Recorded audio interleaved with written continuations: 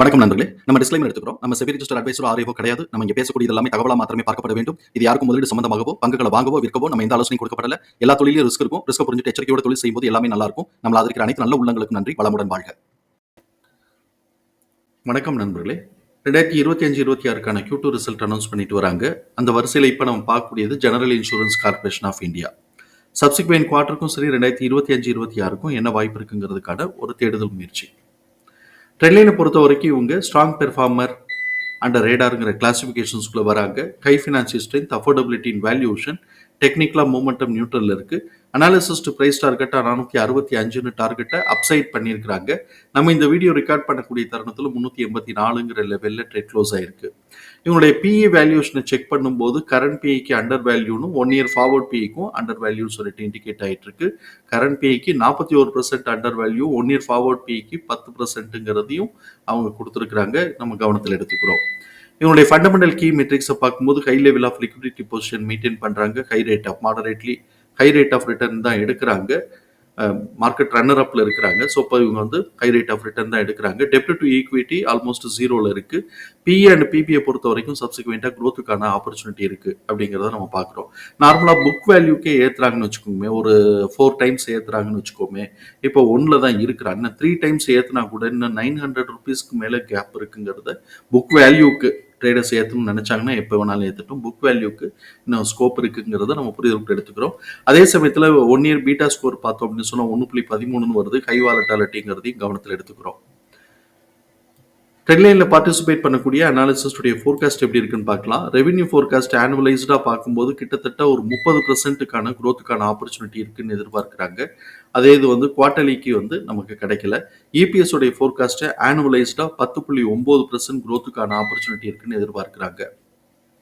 Quarterly performances எப்படி இருக்குன்னு பார்க்கலாம். இயர் ஆன் இயர் கம்பேரிசன்கிறது செப்டம்பர் 2025 செப்டம்பர் 2024 கம்பேர் பண்ணும்போது குவார்டர்லி ரெவென்யூ 8.3% இன்க்ரீஸ் ஆயிருக்கு. அதே மாதிரி நெட் ப்ராஃபிட் 54.8% இன்க்ரீஸ் ஆயிருக்கு. Q2Qன்னு வரும்போது கிட்டத்தட்ட இது வந்து ஒரு 1300 கோடி ரூபாய் கிட்டக்க ரெவென்யூ குறைஞ்சு போயிருக்கு. அதனால நெட் ப்ராஃபிட் குறைஞ்சிருக்கானா இல்லை, நெட் ப்ராஃபிட் ஒரு 300 கோடி ரூபாய் கூட தான் போயிருக்கு. 340 கோடி ரூபாய்க்கு நெட் ப்ராஃபிட் இன்க்ரீஸ் ஆயிருக்கு. அதனால இபிஎஸ் உடைய லெவல் 2 பாயிண்ட் இன்க்ரீஸ் ஆகி 16.4 இருக்கு. இபிஎஸ் உடைய டிடிஎம் பார்த்தோம்னா 54.6ங்கிற லெவல்ல இருக்கு. இது கிளியரா வந்து இன்கிரிமெண்டல் ட்ரெண்டை மெயின்டைன் பண்ணிட்டு இருக்கிறாங்கிறத நம்ம கவனத்தில் எடுத்துக்கிறோம். இப்படிப்பட்ட இந்த சூழலில் எம்எஃப் தன்னுடைய ஹோல்டிங்ல இருந்து 0.12% இன்க்ரீஸ் பண்ணி வச்சிருக்காங்க. இன்ஸ்டிடியூஷன்ஸ் 0.19% குறைச்சி வச்சிருக்கிறாங்க. எஃப்ஐஎஸ் வந்து இந்த குவார்ட்டருக்கு எந்த சேஞ்சஸும் பண்ணல. எஃப்ஐஎஸ் உடைய லெவல் இது பார்த்தோம்னா 2% எஃப்ஐஎஸ் உடைய இன்வெஸ்ட்மெண்ட் இருக்குங்கிறத கவனத்தில் எடுத்துக்கிறோம்.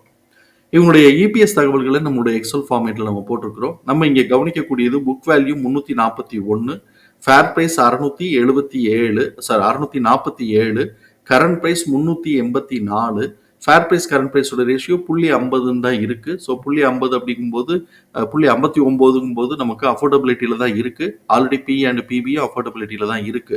சப்சிக்வெண்டா இவனுக்கு வந்து ஒரு ரெசிஸ்டன்ஸ் வந்து 0.75லையும் 1லையும் கிடைக்கிறதுக்கான வாய்ப்பு இருக்கும். அப்போ அவன் 0.75 அப்படின்னு சொன்னான்னா எவ்வளோ போகிறதுக்குன்னா 485 ஸ்கோப் இருக்கு.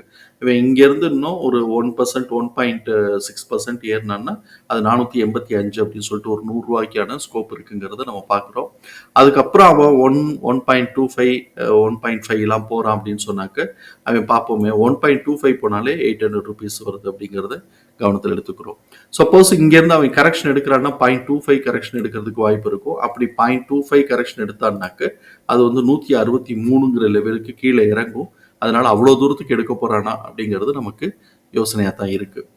ஸோ இப்போ இது வந்து இந்த ப்ரைஸ் ரேஞ்சுங்கிறது நமக்கு ஃபேர் ப்ரைஸ் கரண்ட் ப்ரைஸோடைய ரேஷியோ நமக்கு வந்து அதுலேருந்து கிடைக்கக்கூடிய ப்ரைஸ் ரேஞ்சஸ், அதாவது 323லேருந்து 485 அப்படிங்கிற ரேஞ்சு வந்து ஃபர்ஸ்ட் லெவல் ரேஞ்சாகவும் எக்ஸ்டெண்ட் ஆச்சு அப்படின்னு சொன்னால் 800 போகிறதா அப்படிங்கிறத பார்ப்போம்.